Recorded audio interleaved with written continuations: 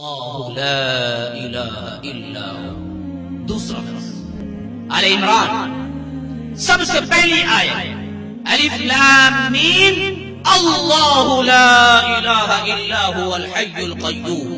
اللہ طه شروع کے آیات میں اللہ لا الہ الا هو له الاسماء الحسنى. تو معلوم ہوا ترمذی وغیرہ کی روایت میں کہ رسول نے جہاں اشارہ دیا اگر ایک ایسا اسم اعظم ہے جس کے ذریعے سے تم دعا مانگو تو قبول ہوگی اور سوال کرو تو پورا ہوگا، وہ لفظ اللہ ہے. تو لوگ پوچھیں گے اللہ سے ہی تو مانگتے ہیں تو پھر کیسے مانگے؟ ایسے نہیں، آپ حمد کے بعد یوں دعا شروع کریں اے اللہ میں تجھ سے اسی وجہ سے مانگتا ہوں تو کہ اللہ ہے. ایسی دعا کبھی کی ہے آپ؟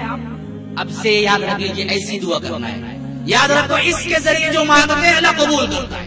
کیا کہو گے؟ کہو گے کہ اے اللہ میں اسی وجہ سے تجھ سے مانگتا ہوں کیونکہ تو اللہ ہے.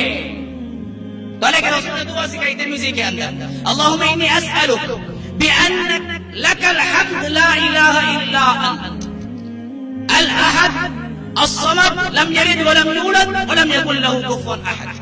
کہا کہ تم ایسے کہو اے اللہ میں سوال کرتا ہوں اس وجہ سے کہ تو اللہ ہے.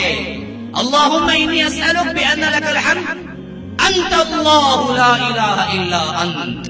اے اللہ تو اللہ ہے اس وجہ سے میں تجھ سے سوال کر رہا ہوں. تو اسم اعظم کوئی اور نہیں ہے میرے بھائیو، اسم اعظم اللہ ہے. اور اس دعا کے ذریعے تم کہو کہ اے اللہ تو اللہ ہے میری حاجت کو پوری کر.